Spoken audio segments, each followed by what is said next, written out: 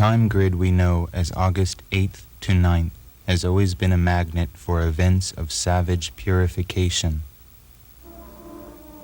On August 9th, 1945, an atomic bomb was dropped on Nagasaki, Japan, thus bringing the Second World War to its apocalyptic finale. The first National Congress of the Ku Klux Klan was also held on August 8th. August 8th, 1907 is the birthday of Edward Gein, the notorious Wisconsin ghoul whose cannibal exploits inspired the film Psycho. On August 8th, 1914, Hitler's friend Unity Mitford, the British fascist who worked for an alliance between Germany and England, was born. On August 8th, 1985, the Los Angeles Police Department first announced to a terrified public that the Night Stalker, a satanic serial killer, was haunting that city. On August 8, 1974, Richard Milhous Nixon became the first president in United States history to resign. On August 8, 1969, Disneyland in Anaheim, California, opened the doors of its popular attraction, the Haunted Mansion. Later that same evening, August 8, 1969, at another mansion in Bel Air, California, 5 persons were slain, including the film actress Sharon Tate. The next evening, August 9, 1969, the murders continued when a grocer, Lino LaBianca, and his wife were slain at their home on 3301 Waverly, formerly the residence of Walt Disney. These murders brought the 60s to an end. In that year of fear, 1969, a myth was born that continues to fascinate the world. A man named Charles Manson and other members of his family were arrested in Death Valley and brought to trial for these murders. After the 20-year barrage of books, TV movies, magazines, lies, distortions, one may well wonder, is there anything left to know? Charles Manson has been transmogrified by the electronic thaumaturgy of the mass media into a larger-than-life hieratic emblem of evil. Manson has become the favored brand name for murder and madness, the very archetype of everything the popular mind understands as antisocial, crazy, and criminal. He is one of the last true heretics of our time. Is it possible to peer behind the monumental edifice of this Manson myth, that fiction forever frozen in time by the famous Life magazine cover of December 19th, 1969? Throughout the world, this image has become an icon, as well known as the logo of Coca-Cola or McDonald's, and indeed Manson has become the property of the corporation, a consumer product designed to satisfy an audience that loves nothing more than to be frightened, to regard its own death. It has been said that every society receives the criminal it deserves. Why and how has America conjured Manson to be public enemy number 1, to serve the need for a villain, a scapegoat, a devil, in a world that claims not to believe in devils? This tape is designed to deprogram the minds of those who are still thinking, those who have not yet been lulled into sedation by the soothing lies that surround us.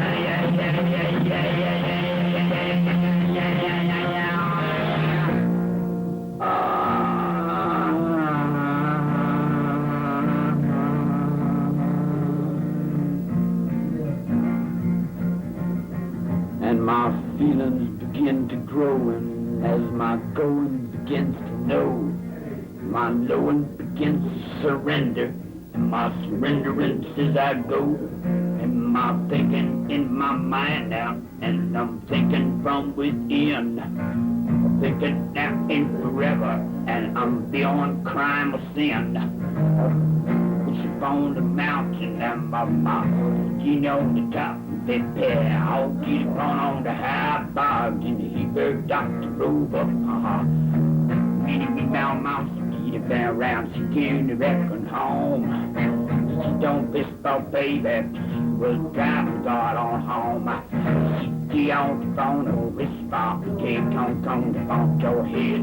Don't blow up in your stomach and blow off your motherfucking head. You don't want on Rifter. You don't dream. Don't talk on talking. Don't talk on me. Don't talk to me, don't whisper like the hobo minor G. That jungle walk on the walking, got a bone yesterday. Got a pot and got it cooking. Got my witches and my bones. Got my beer on my surrender. Got my moving on my own. Got my whisper and my whisper cat. Got my cats up in the tree. Got my whiskers on the willow. Got the willows on the tree. Got the trees on the spaceman. Got the spaceman on the dirt. Got the moving on the monkeys. Got the monkeys wearing shirts. Got the wings out on stringing. Got my strings from my head. Got my whiskers in my yellow and my yellows in my bed. I was even born into the universe. In the perfection of that, I was born 11/11/34, Veterans Day, and my grandfather, my granddaddy was the conductor on the B&O Railroad out of Kentucky, out of the Blue Moon of Kentucky. That's off the First World War. Manson was born in Cincinnati, Ohio, the bastard son of a teenage girl named Kathleen Maddox, whose ancestry goes back to the earliest settlers of Kentucky in 1792. Said Manson's much maligned mother in a 1971 interview. Charles was born out of wedlock, but it wasn't just any man. I wasn't a prostitute. I've never been a prostitute. I was just 15 years old and a dumb kid. I was Miss Dumb. But my mother was a very strict woman, very religious, and didn't allow smoking or drinking or even movies. So when me and my sister got a few years on us, I guess we had a tendency to be a little wild, the way kids will. She brought her child to Kentucky to be passed back and forth between various relatives, one of whom was an Uncle Jess, a moonshiner who struggled against the federal revenues. I'm from Kentucky. In Kentucky, I live in a county called Moorhead, and they got them long guns. And if they don't know you and you come up to holler, you know, we only got enough to last us to get through the winter. We keep ours in jars, you dig what I'm saying? We raise ours in hogs and cows. Ain't got no money. Don't need no money. But I can get through this winter, you dig what I'm saying? Kick back, and each summer I get up and I worry about getting through the next winter, you dig? That winter was lost 40 years ago, and I'm the child of Uncle Jess that sent me rolling out of them hills of Kentucky, you dig what I'm saying? To save his cabin, to save his earth, to save his planet. Because he stood there and blew himself up when fucking assholes like this come in and want to take his still away and shit. He blew himself up, he blew his kids up, he blew everything up, hound dog up, chickens up, he blew the whole thing up. But when he blew that up, he went into the same eternal dream, you dig what I'm saying? The same eternal dream that I've been in jail. You can't fake on me, you dig? Because I was your children. You can't fake on me. I was your children of the 40s. Eleanor Roosevelt can't fake on me. Yeah, that's what raised me. I'm a child of my time. You know, you're a child of your time. I'm locked in the Second World War. All your brothers run in Vietnam War. Well, your brothers are like my little kids. I was brotherhood to the Korean War, and my father was the Second World War. I'll put it to you this way. When I was a little kid in the streets, I was smoking grass. And there wasn't but a few people smoking grass. I come to jail as a beatnik. I don't know whether you remember beatniks. But what your hippies were of the 60s were what we were of the 50s. It's like a long time ago, back in the 50s when I was in reform school. And I would get in a fight or I'd get in an argument and I'd be down in solitary confinement. And they'd have me down in solitary confinement. I'd just go dun dun dun dun dun dun dun dun dun dun dun dun. And I turned everything off a long time ago. Back in Virginia when I was about 17.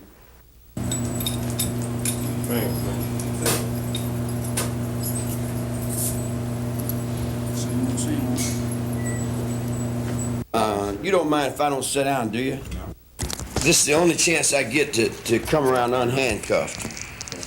For over 40 years, Manson has survived most of his life in what he calls the hallways of the always, the reform schools, jails, and prisons that have been his home and his tomb. His thought was born in the darkness of the hole of solitary confinement, apart from time, beyond the pale of society. In his cell, he created his own world and speaks his own language, where he has discovered that there is only the mind. Right wherever I am. Because I don't really move. If I'm here, I'm here. If I move over here, I'm still here. If I move over there, I'm still there. And in other words, wherever I go, I'm still there. I call it Pice. Pice, I'm from Pice. I'm a lichen. We're lichens. You want to explain the lichen? Well, I like you, you know. You look all right to me, man. You dig what I'm saying? So I accept you as a lichen. So when I accept you as a lichen, you're like kin to me. Because I never had a family, see? So you're like my kin. You're like kin to me. You know, and I accept you completely and totally into that. All the way through your mother's relationships and your father's relationships. All them little relationships that you guys have, I didn't have that because I was over here in reform school, boys' school. I had the relationship of the guys over here in boys' school, over on the basketball court. The basketball court is my kingdom. Always has been. Because I rule it from solitary confinement. Do you think that's your destiny, not to... No, it ain't destiny, it's just me staying alive. It's my life. In other words, we all do what we have to do to survive, right? Well, you know, you put a child down here, now I've survived this long, you know. I'm over 40 years in prison, I've survived. And I've survived you. Manson claims that the so-called straight world outside of prison is but an inverted reflection of the underworld in which he has lived. To him, the reality that presidents and law-abiding citizens accept begins in the hermetic, alternate universe of criminals, cons, and outlaws. But Elvis Presley was only the shadow that was playing up over somebody that was dying in the hole down in Brushy Mountain, Tennessee. Or someone that was over in the solitary confinement you see what I'm saying? In other words, the real Humphrey Bogart and the real James Cagney are actors. I mean, the ones you know. The real ones, they died in here. You know, in other words, we die so that you guys can play act us. In other words, we got to be the bad guys so you guys can be the good guys, you dig? But in reality, we know that you're not the good guys, that you guys are worse than we are. You dig what I'm saying? Which is acceptable because we're outlaws. I'm a reflection of, you take a little baby and you put him in the penitentiary and you raise him up. I'm Richard Milhouse Nixon.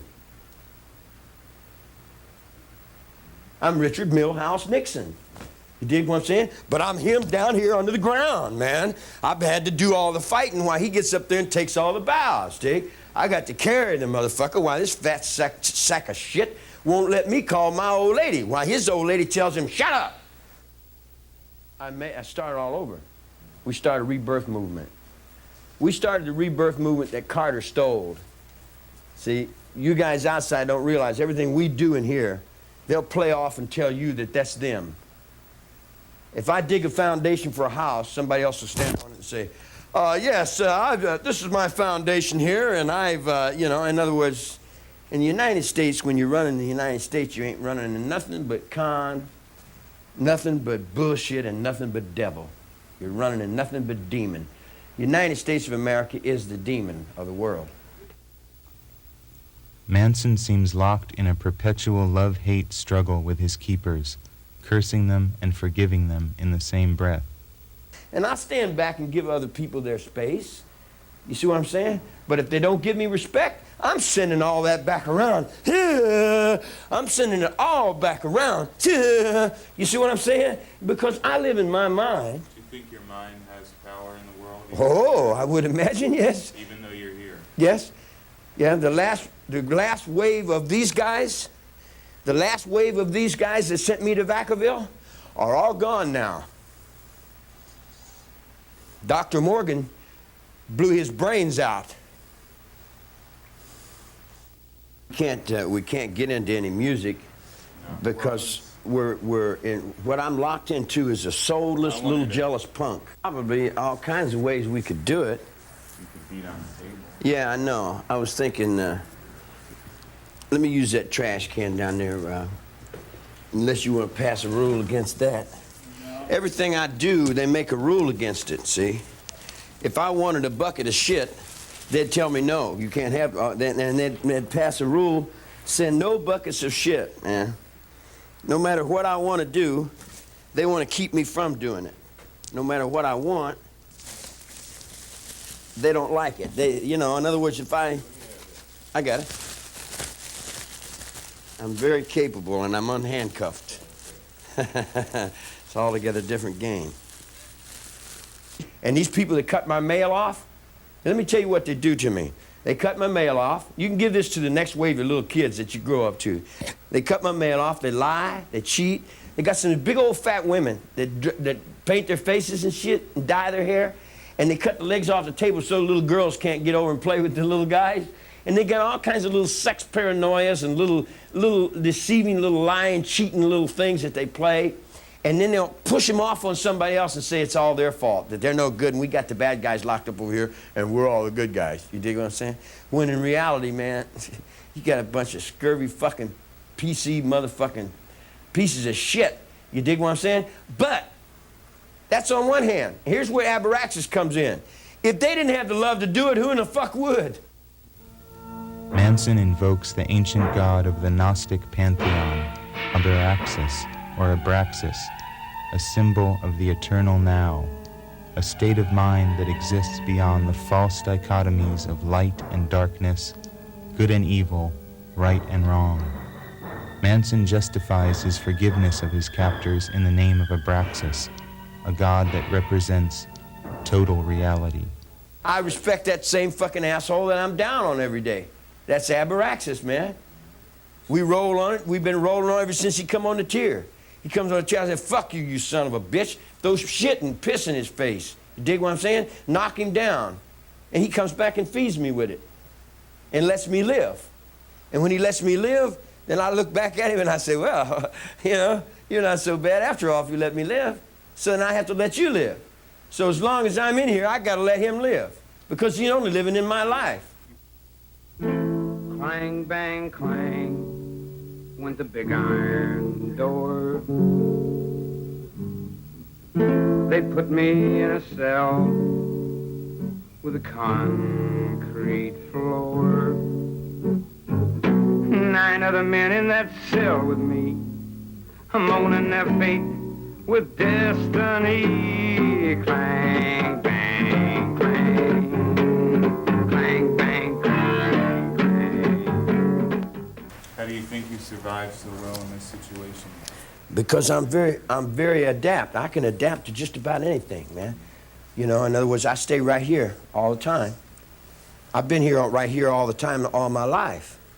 So it's no new thing to me. So when you go out in the prison yard, you got to be up on everything that happens around you. You can't let anything get in.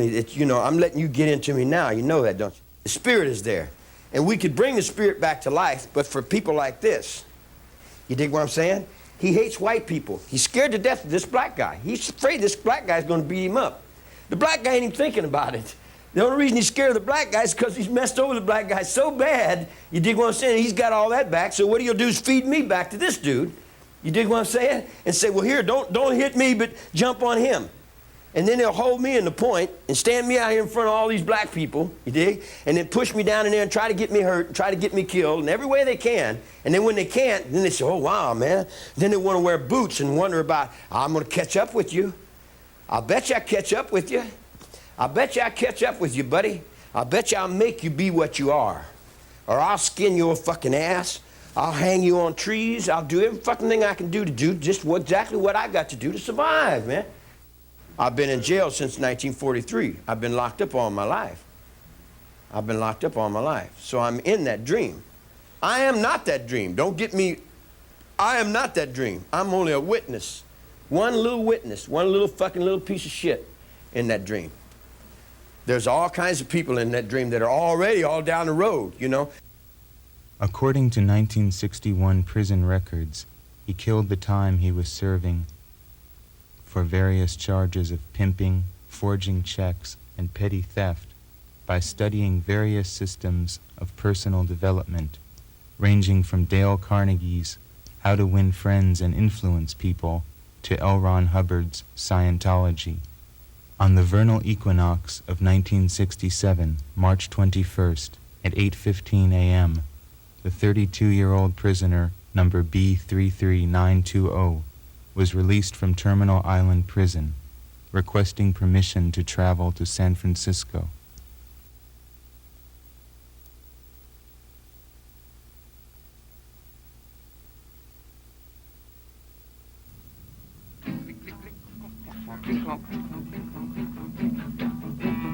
I am a mechanical man.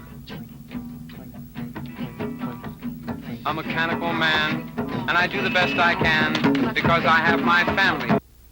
When Manson arrived in San Francisco in 1967, he drifted into the anti-culture that the media was already calling hippie. He began to attract a following, mostly of young women who were drawn to his music and his philosophy. There's a bunch of broads that follow me around, but there's always broads following me around. Then when I got back out, the hippie was a takeoff on the beatnik, as the beatnik was a takeoff on the bohemian, or the bohemian was a takeoff on the boobskaboop. In other words, just loop-de-loops and circles that come in and out of these places. The idea of Manson as the ultimate hippie and the family as an example of hippiedom's ultimate folly has been ingrained into the public mind with all the other simplifications that have so far served as truth.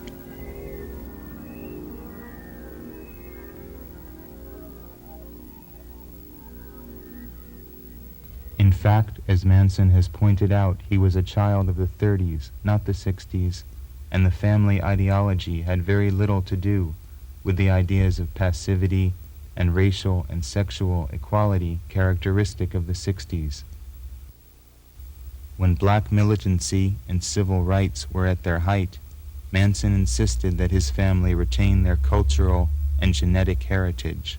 When the feminists were burning their first bras, Manson taught his family to look to nature for an understanding of the balance between male and female, initiating them into the joys of complete submission. Feminism? Matriarchy versus patriarchy. Oh, I'm a matriarch. I'm a beautiful woman. I'm a very beautiful woman. All my women know that. All my women know that.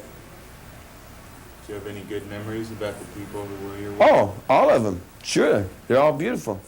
Lynette Squeaky Fromm, one of the first to join Manson, once wrote, Born into this imbalanced world of women's law in 1967, carrying truth over the threshold, he met thousands of young in the streets. I was one of them. He stood our words up in truth. He never broke our wills. We put up our lives and the symbol of one finger as alternative to anarchy. In the family hierarchy, each woman is a member of the Order of the Rainbow, each with a corresponding color. Lynette Fromm's color in the rainbow is red. Fromm, who was imprisoned in 1975 for the attempted assassination of President Gerald Ford, remains loyal to Manson and his cause. You better be right on. She knows what she's got to do, see?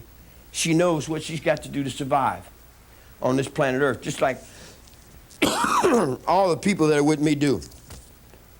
The ones that are with me do. The ones that are not with me are not with themselves. Squeaky, the one that's down there doing life trying to get me out of jail. When Fromm escaped from prison for 2 days on Christmas Eve of 1987, a wave of paranoia swept across the nation that had not been seen since 1969. That one woman could inspire such fear is a sign of how powerful the Manson myth has become.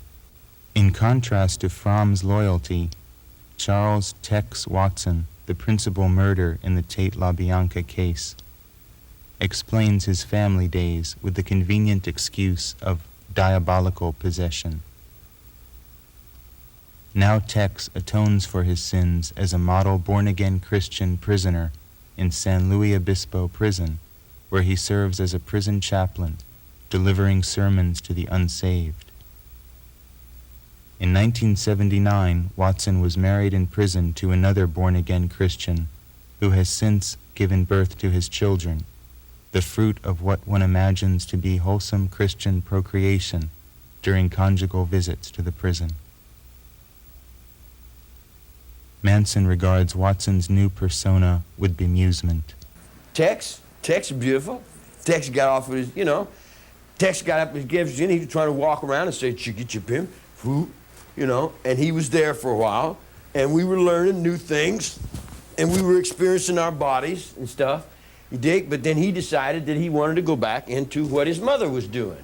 And I looked over at him and I said, well, if you can get anything new over in there, you dig what I'm saying? Go ahead and see what you can find out, but I'll tell you everything on this finger that's over there.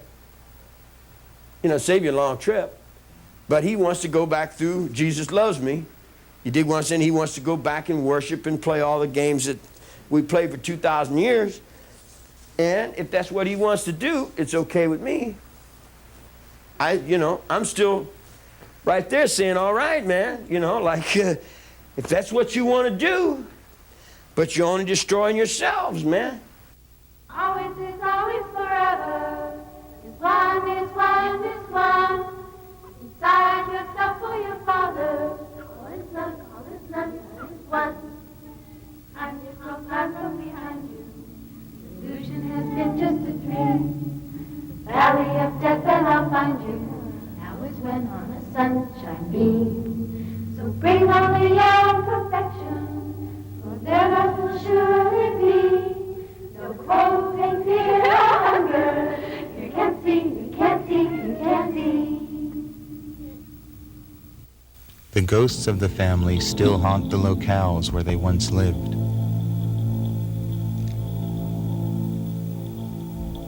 In 1968, Manson persuaded the octogenarian George Spahn to allow the family to live on the ramshackle movie set, the Spahn Ranch, in Chatsworth, California.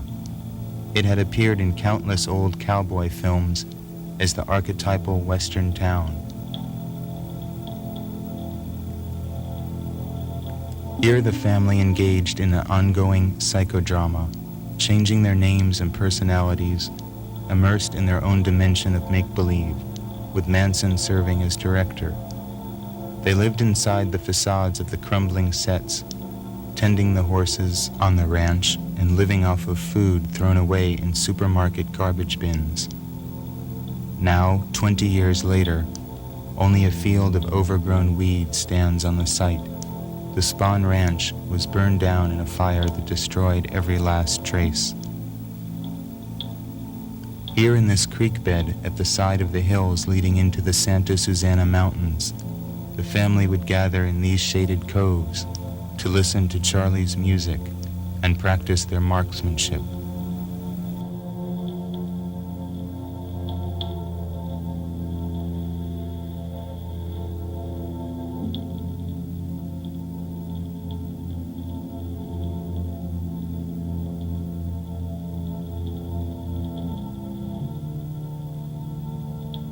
Devil's Canyon, directly across from the Spahn Ranch, inspired one of Manson's songs. The pass where the devil you can see, Santa Susana is the pass where you look for me. I live on my planet, my world, my desert, my thought. And it took me 22 years to get through these fucking hallways. This is what I'm mad about, to land my thought down on that desert. On Halloween of 1968, Manson decided to move his tribe away from the nearby urban decay of Los Angeles and into the wilderness of the desert, where he imagined they would find the complete freedom they sought. That Halloween night, Manson and a few others camped at the tiny Newman cabin, a refuge for miners and prospectors on the outskirts of the Death Valley National Monument. Manson's name is still carved in the wood of one of the Newman cabin doors, along with the year he first came to this desert.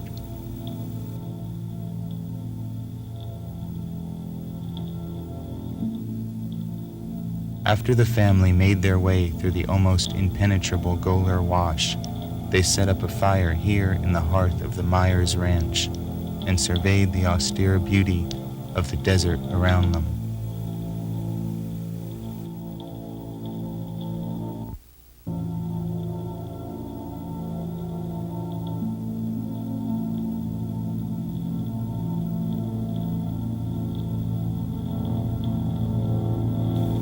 One of the family girls knew of an abandoned stone house down the road, owned by an old woman named Barker.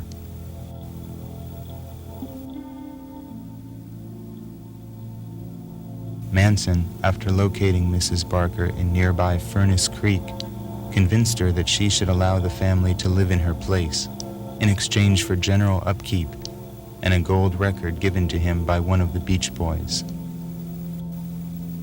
Today, the ranch is much as the family first found it, as remote an outpost as can be imagined, hidden in the vast silence of the desert.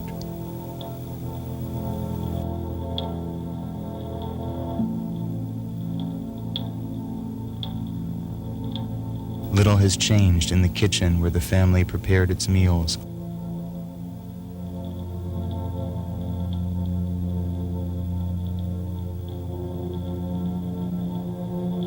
Or in the bedroom that once was Manson's.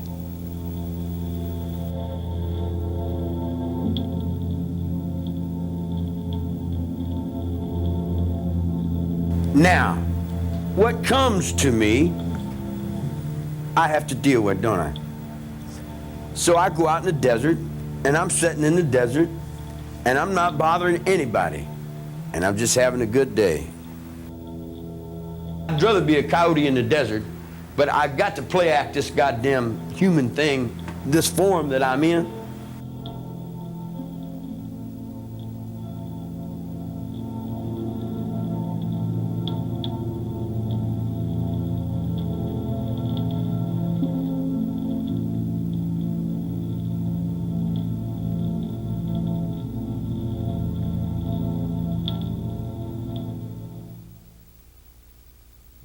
In the solitude of the desert, he dreamed of training his family for survival, long before America had seen an explosion of survivalists moving into rural areas to stockpile arms and wait for the apocalypse.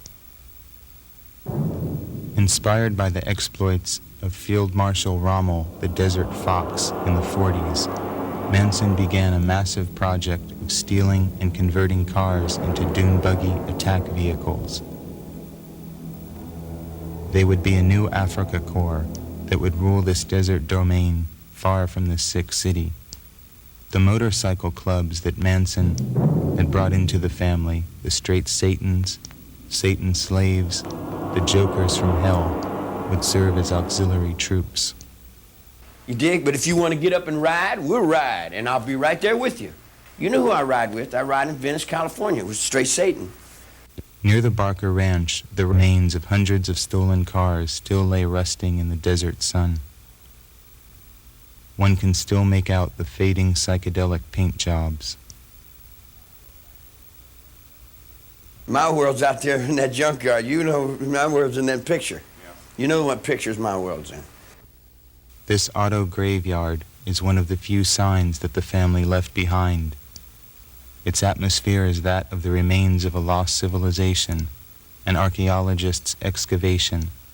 So distant does the alien world that blossomed here in 1969 seem. Oh, garbage dump, oh, garbage dump, why you called a garbage dump? Oh, garbage dump, oh, garbage dump, why you called a garbage dump? The family foraged into the nearby naval bombing range, where they stole communication wire which was strung around the Barker Ranch, further adding to the impression of a command post. The camouflaged lookout bunkers where the family girls would take shifts keeping watch of the ranch, knives strapped to their legs, are still evident. The fabled family bus that once stood in the front yard of the ranch crumbled slowly for years. Eventually, local prospectors dragged the infamous relic to an abandoned mine and dynamited it, as if symbolically destroying the spirit the bus once stood for. As Manson's plans for extending his increasingly militaristic commune to the further reaches of Death Valley expanded, getaway routes were planned. Emergency supplies of ammunition and gasoline were hidden all across the landscape. This still full can of gasoline stands hidden under the same rock that Manson left it under decades ago. Manson, familiar with local Shoshone and Hopi Indian legends of a subterranean lake beneath the desert, made sporadic attempts to search for what has come to be known as the Devil's Hole or the Bottomless Pit. Squeaky Fromm designed this prototype Armageddon jacket as the uniform for the Devil's Witches. This cavity in the striped butte near Barker Ranch is still said by desert miners to sport geysers of water, and may be the source of the idea, long a part of local folklore in Death Valley, that posits the existence of an underground body of water. Eventually it was here, in the quest for the bottomless pit, that the family was destined to make its last stand.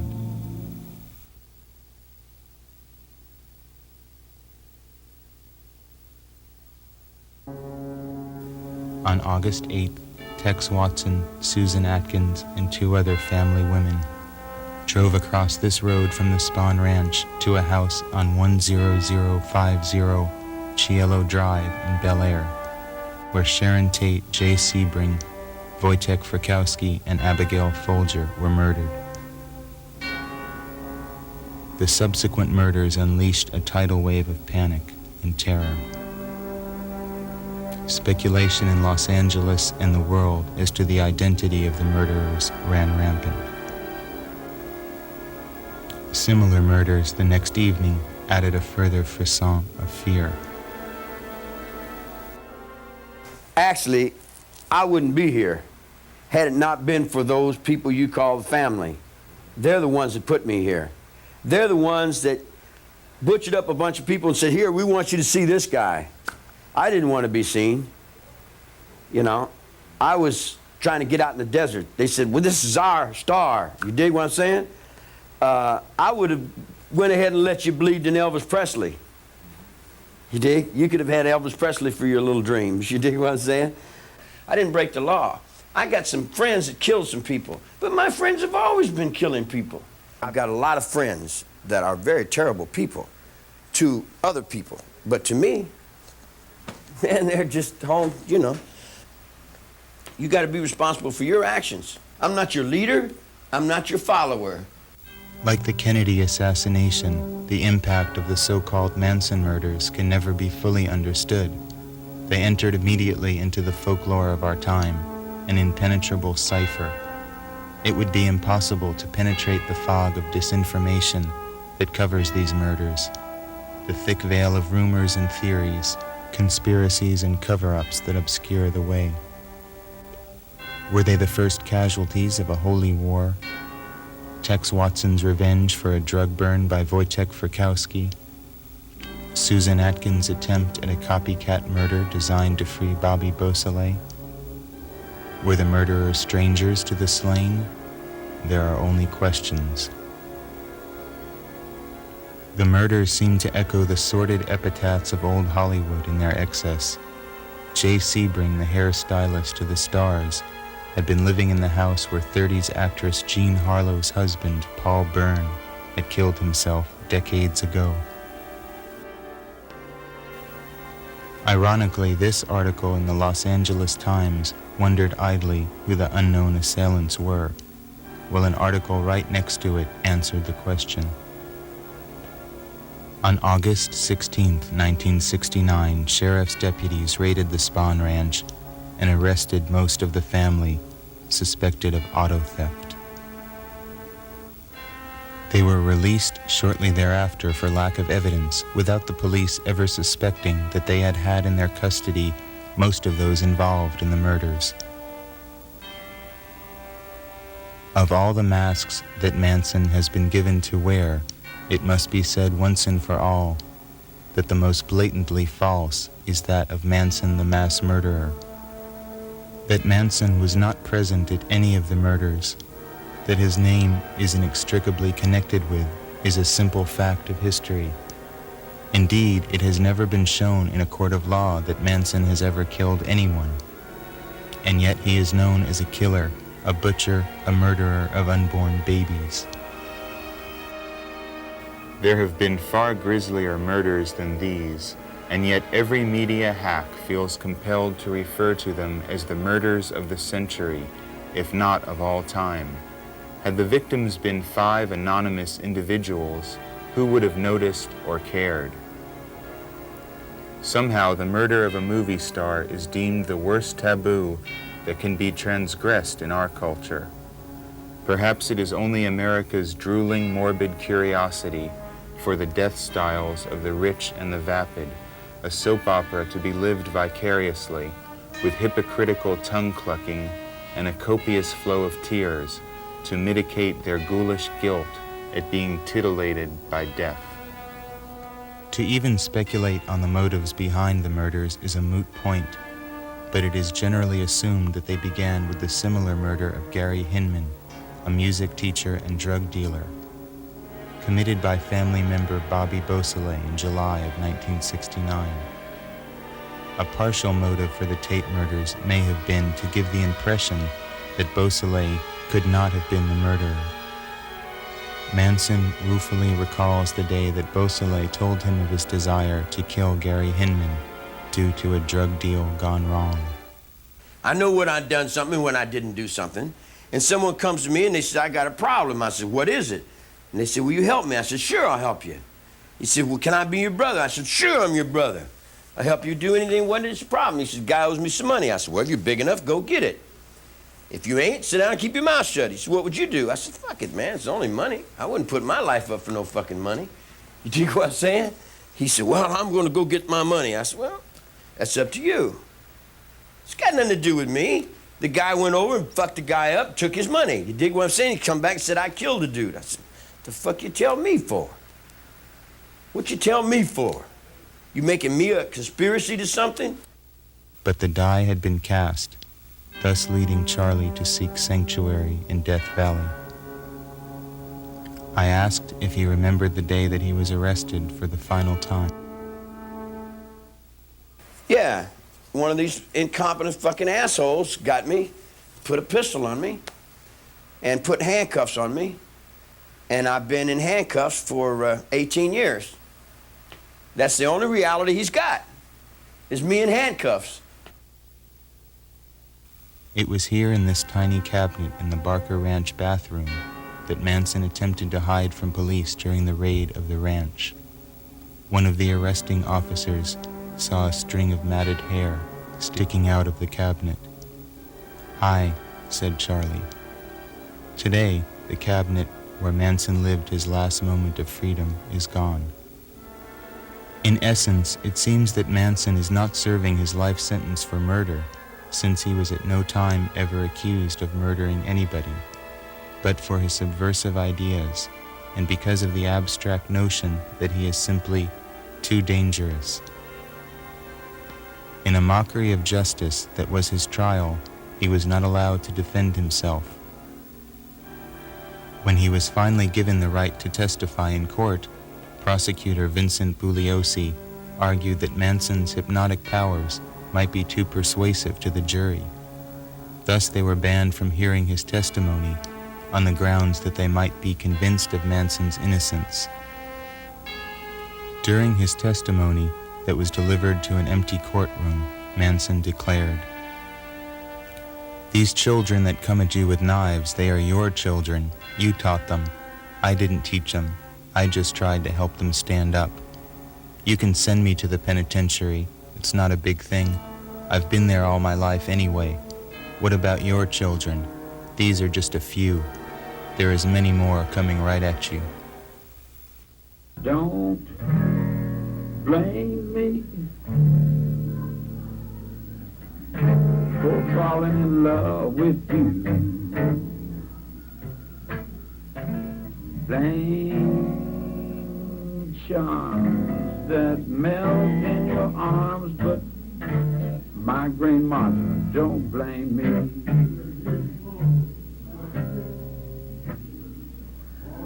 Can't you see when you do the things you do? Say that you're saying or pray that you're praying, but don't blame me. I can't help it if that doggone moon won't shine. All that stuff, that's right. You've been standing on the sunshine, and don't blame me. I never told you what to do. I was stupid enough to believe that I had rights in this country. You know, I believed that what the judge said. In other words, I worked for 20 fucking years to get out of jail. I did everything these assholes told me. I thought that dang was my daddy, man. I played up underneath that fool and did everything he told me to do, right? Just perfect. Perfect to the letter of the law, all the way down the line. Then when I got outside, I never broke that law. I'm incarcerated because they're afraid. And I'm sitting there watching all you fucking Rube Scoops, you dig? Playing my life all these years. You take me from court, you dig? And the lawyer represents me, and then he got guys that represent him, and then they all represent that, and then these guys represent me, and they all represent that, and they're only representing me to start with. It's all in my life that they're standing up with all this big old shit that they're standing up in. It's my life that they're feeding on at the bottom. The king don't have any clothes, man. You dig? We told you that in '69 when Nixon fell down. Now you're trying to drag that same old egg up there and try to put something up that's already gone, man, rather than try to build another one.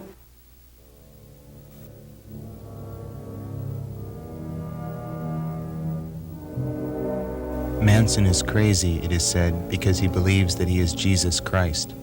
Behind this cartoon conception is a more complicated cosmology than has been previously understood. And then you see Jesus and you see Christ as being a little God, partner. Because I had the altars of the Druids long before the cross came. And the altars of the Druids will be there long after the cross is gone. Whether the Christians like to accept it or not, you dig what I'm saying? The cross came by and passed by my window, and I seen it go by, and I said, oh, Christ was a little God. Ah! Because that was where they hung that fucking last asshole. What do you think about that last asshole? He's still there. And you see him? He's still right there. Nothing's changed.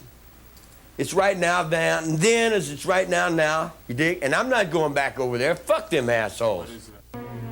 Manson's use of Christian terminology may have been inspired by a man who once walked a similar path. Francis Penovic was a burglar, con man, and petty criminal who had spent much time in prison before he changed his name to Krishna Venta in 1948 and announced that he was the Christ everlasting. In the 50s, Krishna Venta built his Fountain of the World commune in the Santa Susana Mountains, not far from the Spahn Ranch where Manson and his family would settle over a decade later. Like Manson, Krishnaventa's following consisted mostly of young female disciples. They were given different colors according to their temperament and aptitudes, much like Charlie's rainbow. Krishnaventa was killed in 1958 in a dynamite blast ignited by a jealous husband who disapproved of the guru's sexual teachings, but his legend lingered in the area to inspire Manson to attempt to take over the cult years later. Atop this skull-like rock formation at Fountain of the World, Manson held crucifixion rituals that culminated in family orgies. At one time during his Hollywood period, Manson was hired as technical advisor for a Universal Studios film project concerning the Second Coming of Christ. When Charlie learned that the producers intended to portray Christ as black, he abandoned the project. You see, now, every time I come down off of this, you don't like me. Then I'm a no good son of a bitch, because then I put a piece of steel right there on my leg, and I sure I can cut anything with any place I want to cut it. And I live within the sphere of me.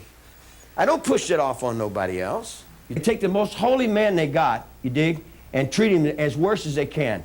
Degrade him, drag him through all kinds of shit, spit on him, cuss him, just do everything, and then turn around and go to church and worship him on Sunday and think you're going to get away with it. Don't work that way. And yet, for all of Manson's identification as man's son, the son of man, the archetypal figure of the hanged man or the slain king, he is perhaps more commonly identified with the opposite force in nature. You know, I mean, they preach it, but they don't believe it. I believe it. I don't preach it, but I know it. It's a reality. It's a reality. Jesus Christ is a reality. And so is that other guy.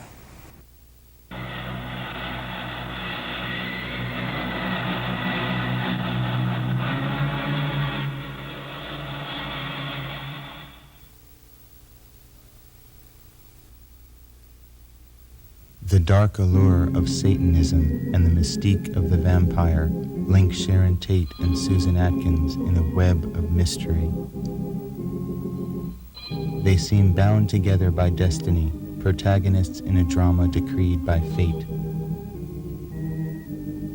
There are parallels in their lives that defy logic. In 1967, Susan Atkins was an aspiring actress, making her living as a stripper in San Francisco's North Beach. Strangely enough, she worked under the pseudonym of Sharon King.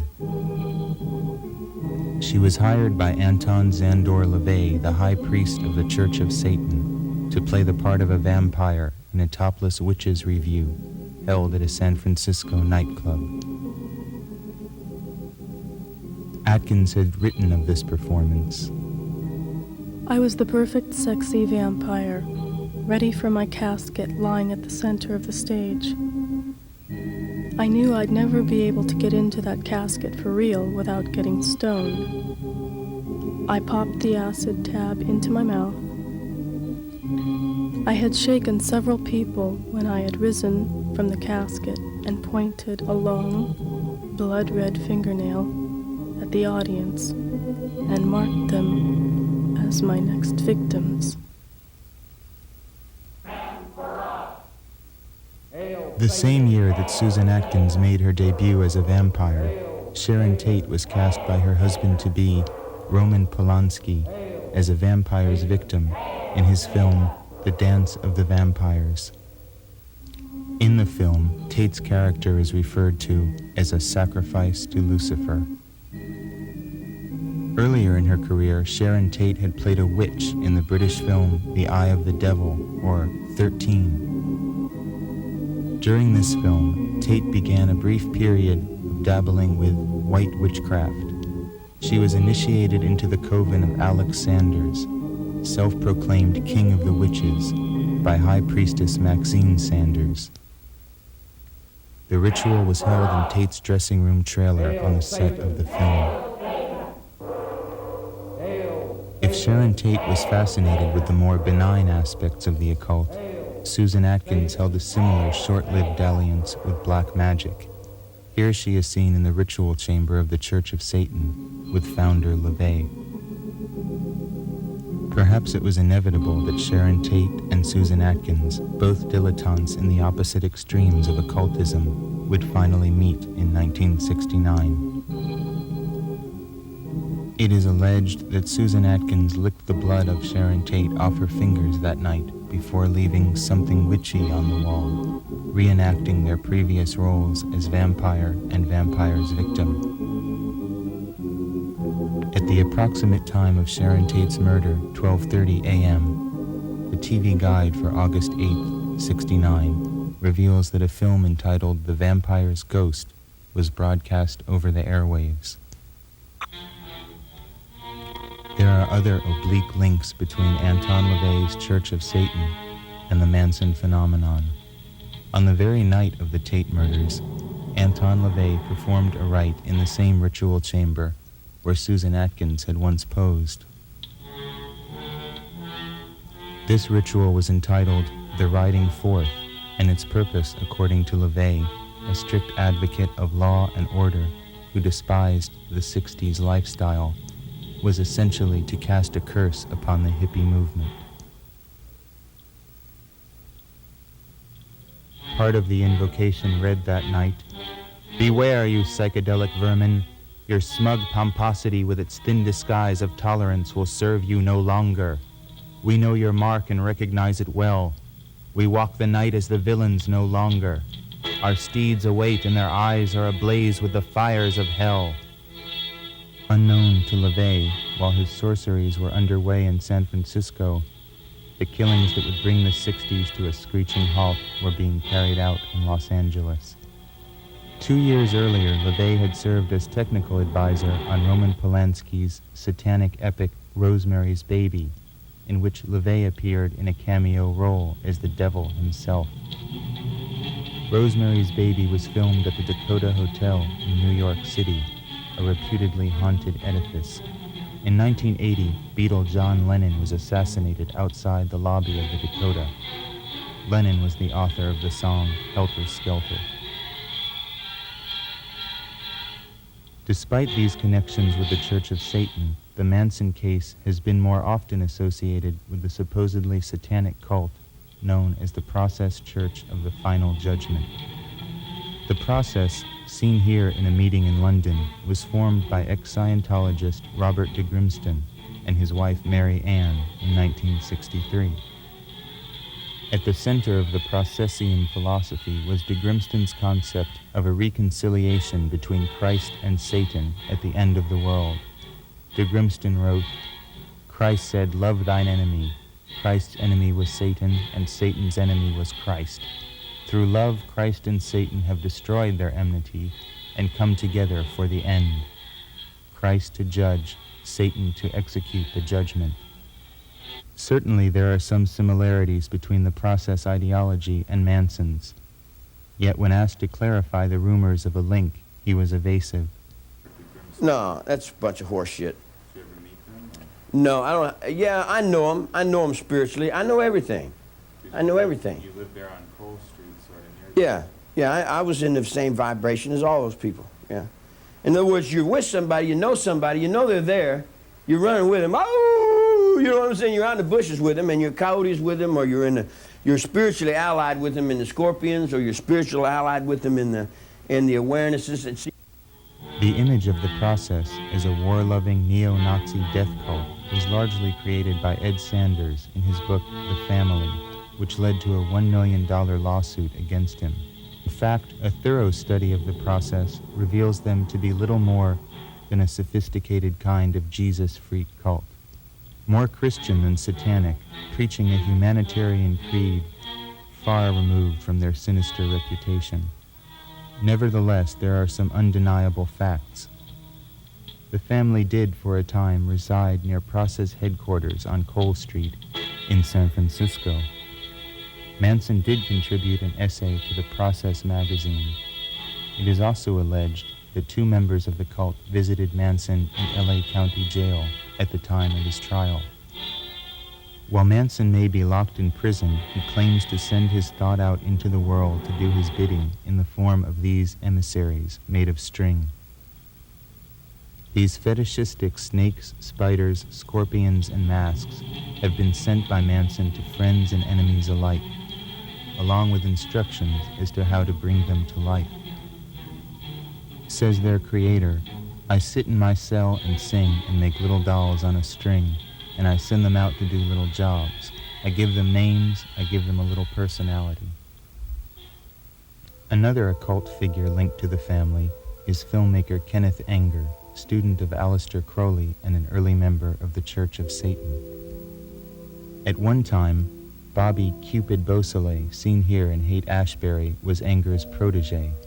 Anger dubbed Beausoleil Lucifer and starred him in that role in his ill-fated project, Lucifer Rising. When the two had a falling out, Beausoleil is reputed to have stolen Anger's film and buried it in Death Valley, asking for a ransom. Anger is said to have replied by placing a curse upon his fallen angel. After his incarceration for the murder of Gary Hinman, Beausoleil composed a soundtrack for Anger's second version of Lucifer Rising. Seen here is Anger's stationery, which still features artwork by Beausoleil. Satan means whatever I'm looking at, whatever I want it to mean. It's on my forehead. It's me if I can get up on that highway. If it's me trying to save my air, my water, my trees, my wildlife. It's me on that cameraman. It's me right there in his watch. It's me in his brain. It's me right there on his ears. And when he shaves in the morning, I'm sitting right up underneath his razor. You dig? It's everything that human beings don't understand. It's all their fears. It's what they're not sure of. You dig what I'm saying? Satan to me would be God. You would be God to me. You dig? I could worship anything as God. Everything is God. The sun is God. The moon is God. Everything is God. Except them stupid fucking people who got that shit stuck up in their fucking heads and they won't get rid of it. In other words, they talking about in the name of the Lord, we're going to say this. In the name of the Lord, we're going to say that. In the name of the Lord, if there was such a thing, you see what I'm saying? Would he be the devil? If there was such a thing, would he be the devil? I'm out there on the highway. Sure, I'm out there on the highway. I'm out there on the highway in Big Dragon, in the underworld. I'm out there in Hawaii. I'm out there in all kinds of different things. You might say I'm kind of like Satan. I'm in so many different places at once. Yeah, it would be like Satan. It would be very sharp for one person to do all the things that I'm going to have to do to survive. In you, and in you, and in you, and in you too. Manson the Revolutionary has inspired extremists on both sides of the political spectrum. The left-wing group The Weathermen, whose leader Bernardine Dorn proclaimed in 1969. Dig it. First they killed those pigs, then they ate dinner in the same room with them, then they even shoved a fork in a victim's stomach. The Weathermen announced that 1969 was officially the year of the fork. In 1974, an aborted plan to break Manson from prison was concocted by Manson followers in cooperation with the Symbionese Liberation Army. At the opposite polarity, Manson has served as the inspiration for such racist socialist factions as the Ohio-based Universal Order, whose founder, James N. Mason, created this flyer extolling Manson as an independent genius. Well, as with all of us, my first awareness of Manson came in 1969 with the so-called Tate killings. And I was a teenage kid sitting at home watching the news, and the word flashed. A bunch of Hollywood types had been killed out there, presumably by hippie types. And of course, being a National Socialist in the 1960s, I was highly anti-hippie, but I was just as much anti-Hollywood, and so the only thing that flashed across my mind then was good. Couldn't have happened to a sweeter bunch. Mason, a one-time associate of the late American Nazi Party leader George Lincoln Rockwell, spoke of his fervent belief in Manson's cause. But it has to come from the people, from the blood, and it's a fortuitous genetic combination, as with Adolf Hitler. Who could have predicted Adolf Hitler? And who could have predicted Charles Manson? Coming from, a 16-year-old runaway, unwed girl in Kentucky and West Virginia, no education, and look at the impact he has today. Leader is a convenient term, and so is family. But we have to stay with what can be most readily understood. Manson gave the people around him what they needed most. This is what they accuse Hitler of doing in his speeches, touching every wound in the raw. He can have an audience of 100,000 and reach every member of that audience independently, separately. And Manson did the same thing. Manson designed this logo for the Universal Order, but clearly separates himself from the fray of left-right dichotomy.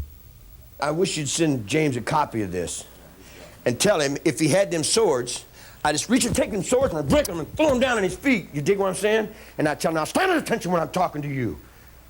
That's where it comes from. It didn't come from no fucking book. Stand up or I'll knock your fucking brains out. You dig what I'm saying? Handcuff the son of a bitch down there and I'll show you how I interrogate the motherfucker. You dig what I'm saying? I'll interrogate you. I'll reach in your brain and pull your fucking soul out and throw it on the floor. I'm tired of this bullshit, you dig? And all these people that run around and play acting like hoo-hoo gaga and playing all that shit, they better get in line or get off the motherfucker. You dig what I'm saying? Lynette Fromm has written, As for Manson's revolutionary right-wing cause, I believe that if Manson had wings, he'd have at least two of them, and a substantial soul self in the center. Indeed, Manson's vision of order in the world surpasses any simple political solution. And Jackson wants to run to be president. Man, you better hope somebody wants to be president. You dig what I'm saying? But who in the hell would want to be? Can you conceive of what kind of brain would want to lead these fucking Rube Scoops out there? Because there's no communication with them. You dig? If you took a horsewhip and beat them, they still wouldn't understand what the hell you're talking about because there's no intelligence there, man. There's too many people. Oh man, yeah. They'll pray for Hitler to come back. They'll wish he hadn't been here. They don't have the intelligence to change. Once you get them, they'll go, the rest of their life, They'll do that for a paycheck, You tell them, don't do that no more, and they go, There's no communication. You tell them, I tell them, stop doing that. And they'll go, I said, stop it. And they'll go, and you cut someone's fucking throat and throw blood in their face, and they'll go, You see what I'm saying? In other words, there's just no intelligence, man. You don't have any hope for mankind. Not on that level. Not on that level, I don't, no. That's not mankind. That's not intelligence, It's not even beast. They don't have the intelligence of a zoo, Now, they're all running from Jackson, right? They're all making excuses. They don't want to give him this driver's seat, do they, huh? And I'm laughing like crazy, man. Because I think when he goes up there and says, well, now, what have we got here?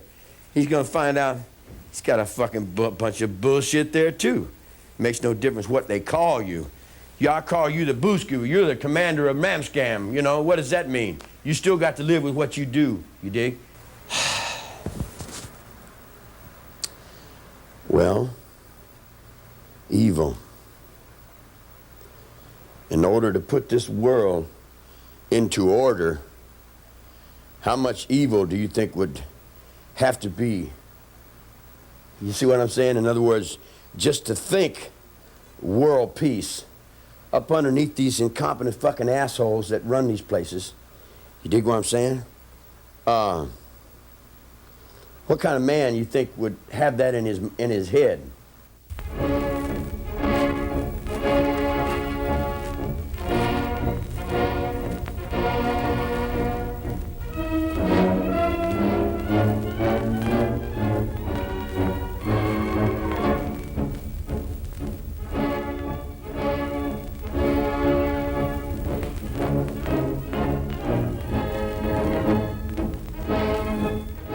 Manson has often been compared to Adolf Hitler, and asked whether he feels connected to the Führer, he answers, We all do. Anybody that wants to put order into the world, anybody that's got a brain that wants to put order into the world has got to stumble upon Hitler. Because Hitler started putting order into the world. And when he started putting order into the world, it threw him out, it overwhelmed him. It was too big for him. He couldn't do it, you dig? Nowadays, it's a different computer. If it's a different world, it's a different thought. Nowadays, you don't need all that explosive power. You can do it on your computers with your buttons and stuff, with your aids and baids, and with your biscuit berets and I just think he was throwing in his time doing his trip for whatever. See, you don't have any other choice. Once you get order in yourself, then you got to reach the order in your own household, in your own family, in your own kin, in your own kind. You got to reach that order. You can't go, I can't go and tell this man something until I can tell me something. If I'm right within me, then I can tell him what's right within what I think. But each man has to be right within what he thinks, dig? I can't make another man right. The other man got to be right with himself. Des Friedens. Manson also expresses a kinship to Rudolf Hess, the occultist, ecologist, and folk medicine student who served as Hitler's deputy. Hess died under mysterious circumstances in Berlin's Spandau prison after decades of incarceration as a war criminal. You remember when they had the harmonic conversion? All the people was up on this mountain over here. Hess died that night. Want to sit down? I am. Hess died that night. When Hess died that night, that put me longer in prison than anybody in the world. Hess was always longer than me. But when he died, that put me, the only living thing that was standing on that very same thought that you and I are standing on now. You see what I'm saying? In other words, we're still in that same dream. We're still in that same thought. And nothing can take that. You can take my body away and stick it down in that cabinet. It's still there. You dig what I'm saying? You cannot take it. You dig what I'm saying? There's too many people that gave their lives for it. They gave their lives and they're still bleeding there for it. You dig? And the spirit is there. Manson has certainly been an influence on the burgeoning U.S. skinhead movement, and perhaps the skinheads are the true inheritors of the spirit of the shaven-headed girls that performed their sidewalk vigils during Manson's trial. Yeah, there's no order because incompetent assholes like this run your world. These are the fucking ding-dings that run your world, man. Look at him. Fat hanging off his fucking jaws. He's an incompetent piece of shit. You dig? He wear black cowboy boots and play off this guy and pay that guy to hold me down. You dig what I'm saying? And then come back around on the other side and talk about, I'm a white guy. I'm a white brother. You dig what I'm saying? What do you think about race? What do I think about race? Everybody look out for themselves. I look out for this guy. This is my race. Comes out of my dick head, man. My race comes out of me. You know, where I'm running is, I run in the alley. I run in the darkness. If I was sitting up there where I had my fingers on the buttons, it'd be a different game altogether. Charlie has been on the front lines of the ecological war since the 50s, and he calls his vision for reordering the environment and the earth Atwa, air, trees, water, animals. Pollution. It's the only solution for survival on the planet Earth is a revolution against pollution. It's like all the animals are running this way, and a lion comes on the picture, they all run that way. All the animals are all divided all up, all the people are out there playing all these games. A bigger fear comes, they all get together and they all run in one direction. The peace plan is that Schultz and all them guys are playing in the Middle East. It doesn't have any fear in it. It doesn't mean anything. It's a bunch of fucking old assholes talking about old rhetoric, you know. What do you think the meaning of fear is? The fear is you'll do it or die. It's that simple. In other words, the ways of animals I identify with more than I do with the ways of the humans. Humans are pretty stupid. Humans won't survive. Humans ain't going to survive. Not the way they're going. Think they're going to destroy themselves? Yeah, definitely. They're going to destroy every fucking thing. They're destroying everything. See, people don't realize how many If you sit down and you started thinking people, it would take you 10 weeks to think up 200 million people, man. Do you know how many people that is? Now you run out of food with 200 million people. You run out of oil with 200 million people. You run out of thought with 200 million people. You got a lot of meat there, man. That's a lot of meat to deal with, D. You know, I'm reaching for perfection, just like we all reach for perfection. But my perfection is in the air, the water, the trees, and the wildlife, and it goes beyond my physical.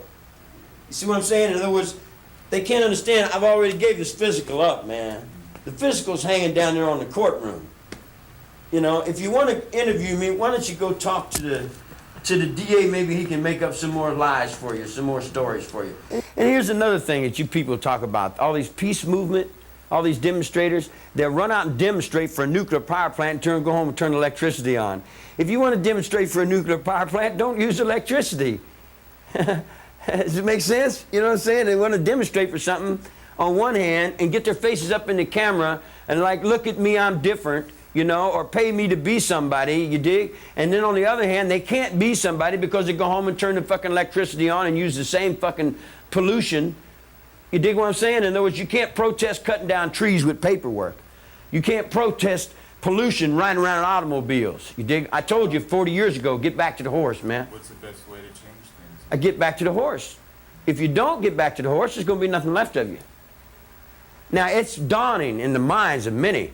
It's dawning in the minds of chemistry. It's dawning in the minds of biology. And I got 7 big locks in my brain, you dig? And then I send off to Norway. Sure! And I send them a thought, and it goes to Norway, and the chemistry, and they're looking in their little things. You dig what I'm saying? And then I'm over here in Australia sitting on a bushman. I don't need a telephone to communicate with that bushman. You dig what I'm saying? That bushman is right inside my soul, man. He's right inside. I can hear everything. I can see through his eyes. You see what I'm saying? It's like I am that bushman. After Manson's imprisonment, Lynette Fromm and Sandra Good continued the fight for Ottawa. Good sent this manifesto to the Associated Press in 1975. The International People's Court of Retribution is a wave of assassins. It is made up of several thousand people throughout the world who love the earth, the children, and their own lives. They have been silently watching executives and chairmen of boards and their wives of companies and industries that in any way harm the air, water, earth, and wildlife. They can be assassinated on the golf courses. They move of their own accord. Necessity dictates policy. Exxon, ITT, Standard Oil, Union Oil, lumber company executives, Gulf Oil, must get out of the country or you'll be killed. We want to live, you maggots, you monsters. Get out of the country or you'll be killed. Manson rails against the money mind as one of his principal enemies. 666 is just a dollar bill. That's the body of the money. The body of the people that work for the money. Take that gold on that man's ring. He works, how long did you work for that? 2 or 3 weeks to get that ring? And when he got that ring, puts it on his finger and he writes it around, and he doesn't know that he's holding up the very same value that's working his African brother to death and is starving somebody else down in the ground, but he wears it on his finger like it was okay. I'd take it off and throw it on the dirt. You know, I wouldn't enslave nobody for a piece of gold. That's stupid. And anybody you see wearing gold, you know, they're enslaving somebody else with it, you know. But it's where their brain is, and you can't get them out of it.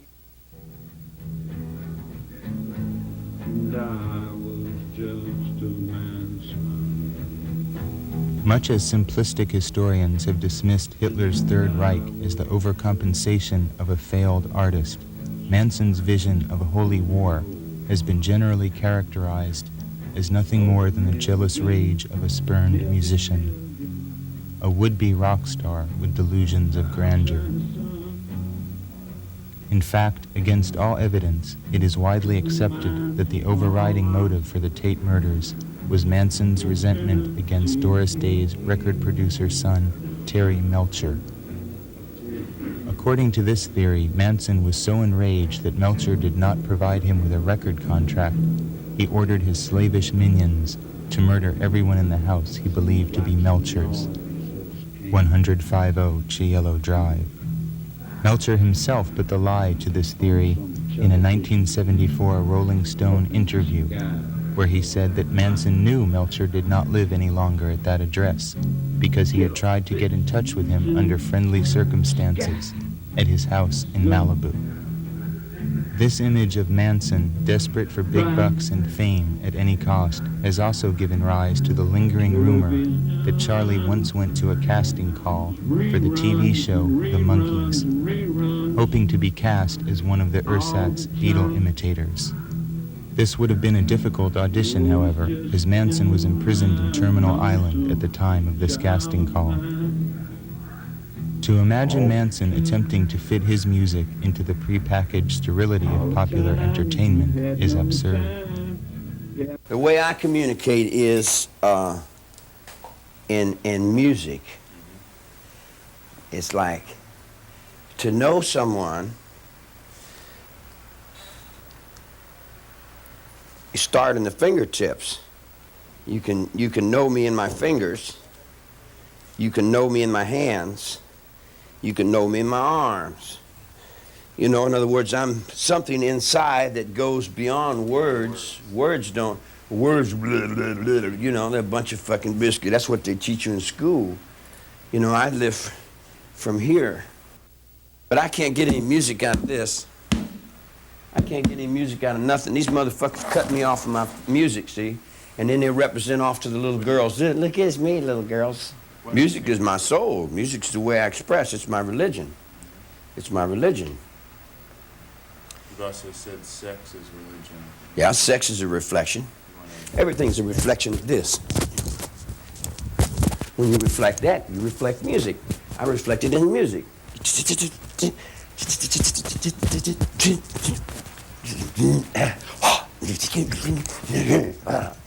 That's me.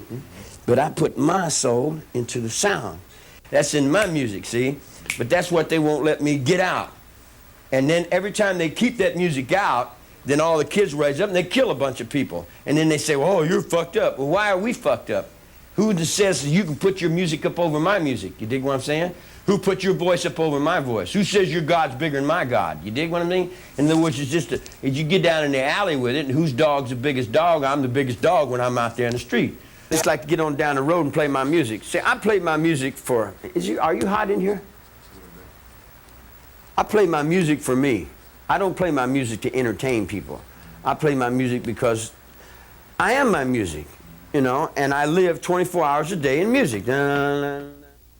Manson began concentrating on the guitar in 1959 when he was serving time with Alvin Creepy Karpis, the last survivor of Ma Barker's gang. The old con, who had been personally arrested by J. Edgar Hoover, taught the young Manson a few techniques on the steel guitar that were quickly worked into his repertoire. In 1968, Manson and the family met the Beach Boys, seen here at a Halloween get-together. They admired Manson's music enough to record one of his songs, Cease to Exist, although they altered the lyrics to the more palatable Cease to Resist, and retitled the song Never Learn Not to Love You. The song can be heard on the Beach Boys' 2020 album. Because when I fell out of this penitentiary and I was playing my music, you, Neil Diamond, Buffalo Springfield, Beach Boys, all them guys came to me, you dig, and you said, how can you play this kind of music, man? We've never heard this kind of music before. You know, he said, wow, this is strange kind of music, you know? And I said, oh. And they copied and stole from me and took it down and put it in whatever they did, you dig? Dennis Wilson, the Beach Boys' drummer, was particularly taken with the family and allowed them to inhabit his mansion for some time. Wilson raved in one interview that he had a friend who was a little like the devil, who liked to be called the Wizard. Sometimes he frightens me, Wilson admitted. Manson, however, is scornful of the idea that his friends in the music industry were of any help to him at all. Ain't nobody ever tried to help me do nothing, man. Nobody helps you. Everybody wants to ride. They talk about help, but there ain't no such thing. You gotta help yourself. Everybody that says they want to help you, you dig what I'm saying? They got, everybody's, we all hold a little, and then who does it all balance off on? Utilizing one of the Beach Boys' recording studios, Manson recorded an album of songs on August 8, 1968, exactly a year before the murders transpired. The album was released as Lie after Manson's arrest. He has since recorded other music which has been smuggled out of prison and distributed to a few devotees. Perhaps the ultimate myth relevant to Manson and music is the fiction created by Vincent Bugliosi, stating that Manson believed the Beatles were sending secret messages to him on their White Album. I'm not of the 60s. I'm not a generation of the 60s. The 60s were little kids to me. The Beatles were like punk rock is to you. That's what the Beatles was to me. That's not my era. My era was Bing Crosby. I'm 53 years old. I'm not a teeny bopper. In a sense, Charles Manson the man no longer exists. He has been replaced and transformed by the symbol rather than the flesh and blood being. The real Manson now resides in the imagination of the public, voracious for their next vicarious thrill. As for the man himself, he claims not to care how the media portrays him.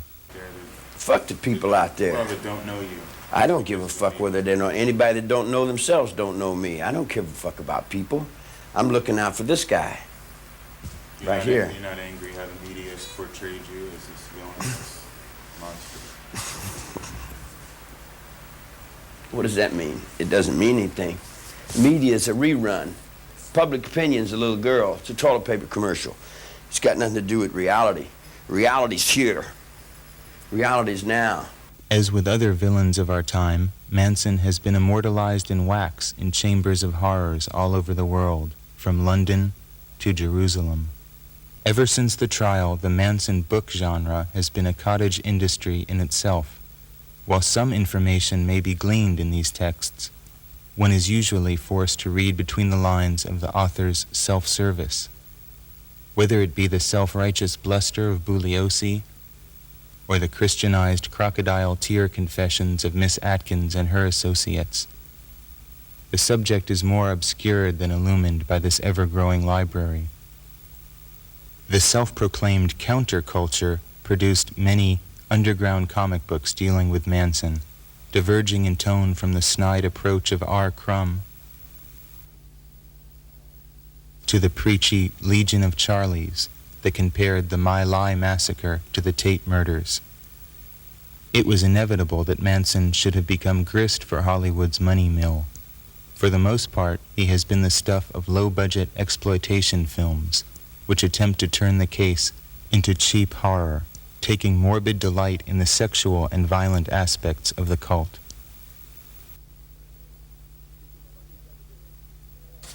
Isn't it funny you got so many people play acting you? So many people play acting you, you never get a chance to play act yourself.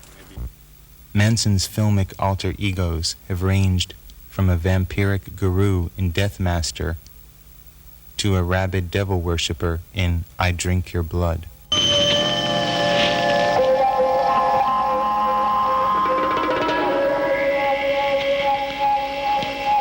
Let it be known, sons and daughters, that Satan was an acid head.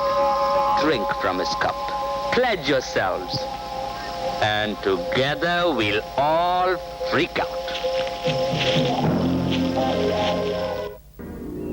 A strange cinema reality link is this final scene from Sharon Tate's final film, 13 Chairs, prophetically featuring a Manson doppelganger. After the scene was filmed in Rome, Tate returned to Los Angeles and her destiny. Compared to the vision of bloodthirsty snuff guru so prevalent in the 70s, Manson is increasingly presented in a lighter vein of recent date, as this scene from a supposed comedy entitled armed and dangerous, reveals. What are we to make of this subtle shift in perception? If indeed the monster the media created can be reduced to a slightly wacky figure of fun, perhaps there is a change in the zeitgeist brewing. The far-seeing journalist Wayne McGuire predicted in 1970 that someday in the future, Charles Manson will be a major American folk hero. While housewives may still shudder at tabloids such as these, there are indications that Charlie is becoming a less malevolent presence in the oversoul. Manson the commodity can be purchased not only in bookstores and video emporiums, but in clothing stores as well. Indeed, one trendy shop in London was named Helter Skelter. A nightclub in Los Angeles also uses the name. In 1987, the Piedmont Candy Company released a short-lived deck of collector cards called Terrorist Attack, which features Manson in distinguished company. John Asnile, director of the cult favorite Manson's Home Movies, a Super 8 extravaganza that documents the gorier elements of family history, offers an entire spectrum of Charlie memorabilia to an ever-growing market of Manson files under the aegis of his Manson Archives. At a recent satanic rally in San Francisco, the film The Other Side of Madness was shown to an audience that cheered through the reenactment of the Tate murders. On the fringes of society, there have been small but serious efforts to rally public support for the cause. A shadowy organization called the Friends of Justice planned a series of concerts to raise legal funds for Manson. At Manson's 1989 parole hearing, a group of black-clad protesters picketed for Manson's release. However, if there is something new in the wind, Manson is indifferent.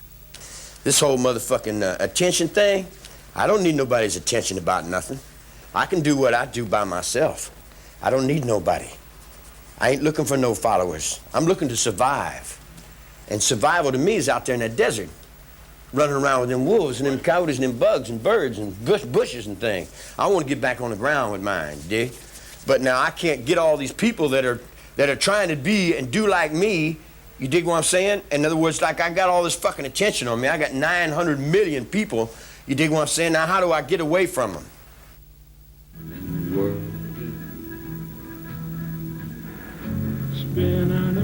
In the end, Manson is only concerned with the unfathomable parameters of his own world, his recurring fascination with reflection. See, the judgments are, how will I judge anything? I'm judging it from within inside of me. How will I see anything? I'm seeing it from what's inside of me. The man in the mirror. I go beyond the man in the mirror because I set the mirrors on the ends of your roads, Jake. But I set them with these little nooses. When your children come in to me, I hang them on the ventilators according to what I need to be and what I have to get done, to weave my patterns, to do whatever I have to do, to survive in the places where you know the pictures where we live. Everybody that thought that they're playing me, I think they'll end up finding out that they got played by themselves, because we each get the guy in the mirror. Could you look in the camera and tell people they're going to see this? Tell them who you really are. Tell them who I really am. I'm this hand here, with no doubt. Yeah. Yeah, I like that, yeah. Yeah. That shoulder there Yeah, you look like a healthy young man. I like you. Talk to the people and they're going to see you now. Well, I can't talk to the people. That's your reality. You're the one that does that. I don't. Well, I'm dealing with you. What do you have to say that you've never been able to say before? You've been through a lot, ain't you?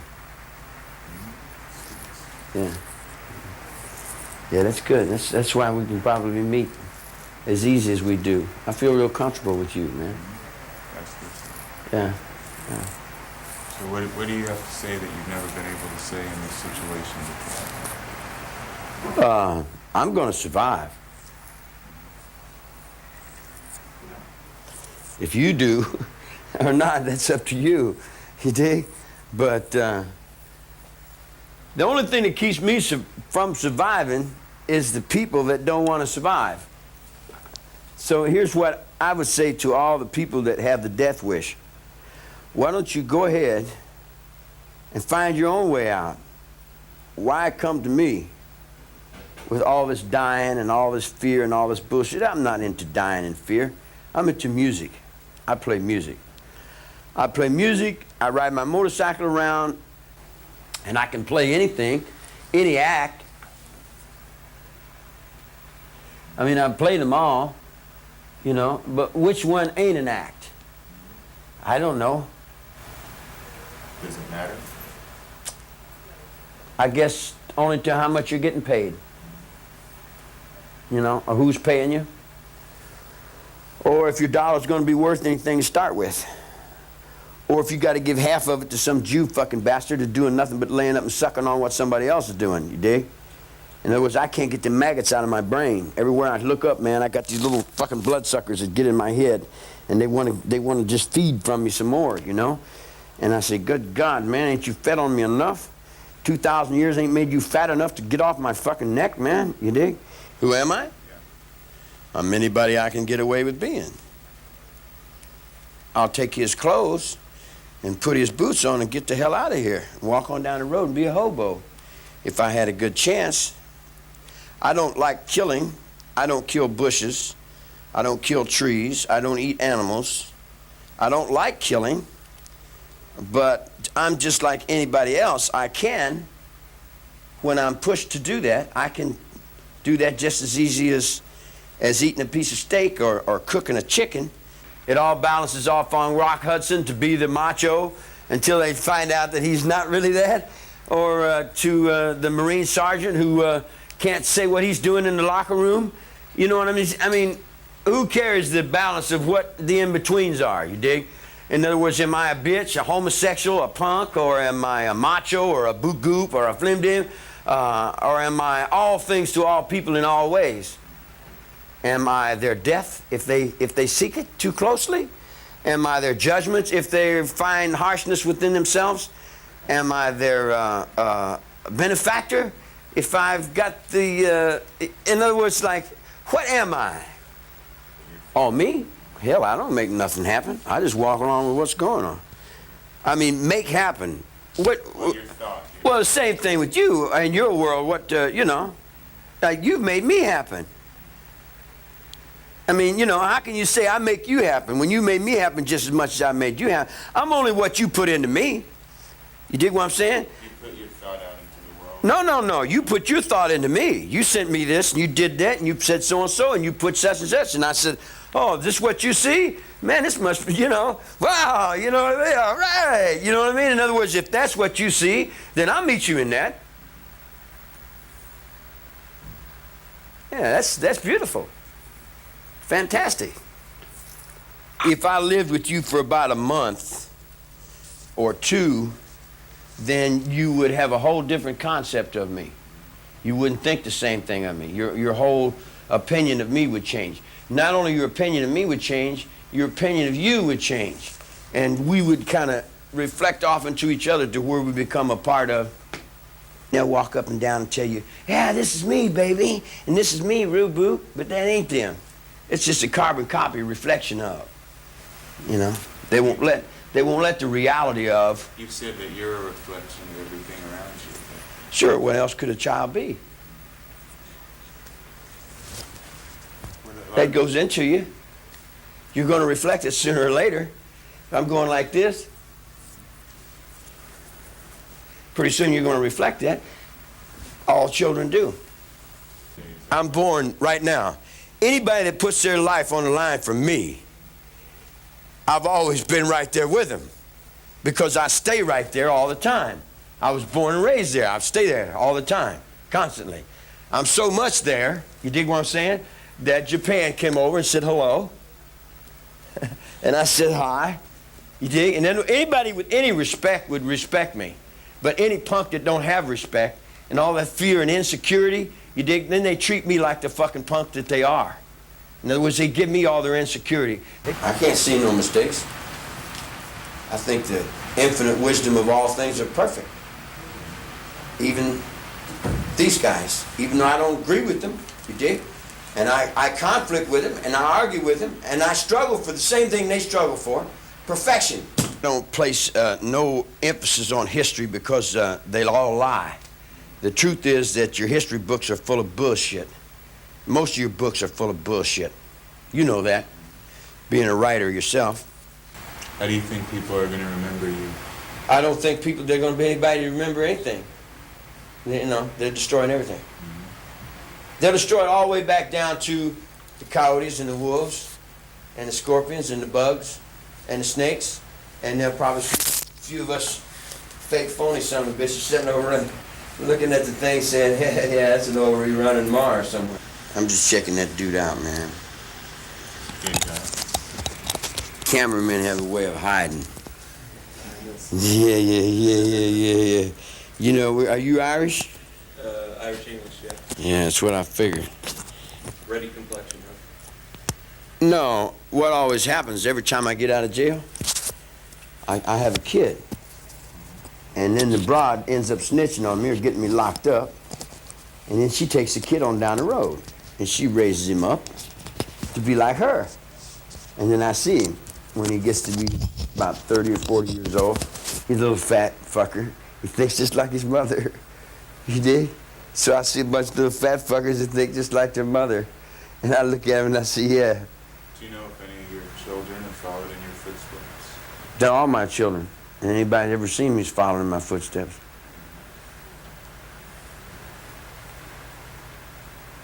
How else could they do anything else? Should I explain that? Yeah.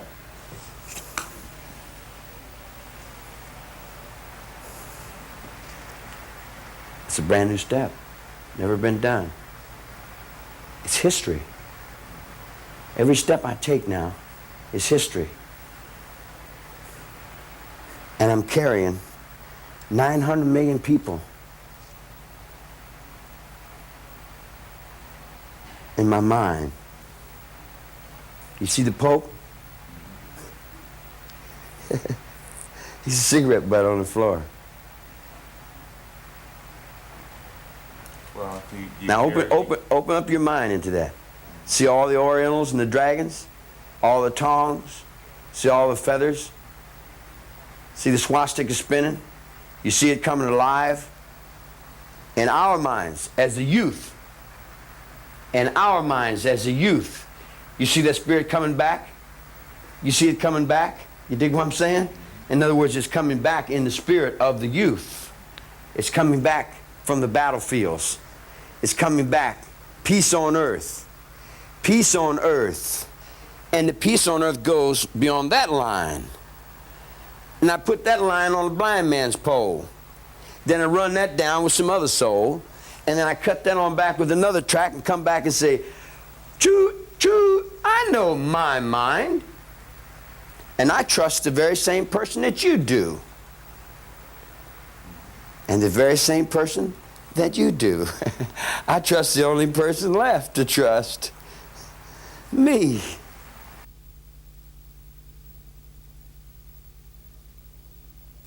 Manson will always stand as a challenge to all preconceived notions, playing the role of shaman to a society out of order with nature, out of harmony with its own bestial heritage. As the world sinks further into the long slide of self-destruction, Manson's legacy will endure. If he is mad, his is the madness of a visionary, a prophet without honor. Lynette Fromm has captured the Manson enigma best when she said, Everyone has wanted to make him small, yet a monster. Stupid, with hypnotic powers. A fascist and a commie. A prejudiced nigger lover. A macho punk. Both Christ and the devil. Or, on the opposite side of everything.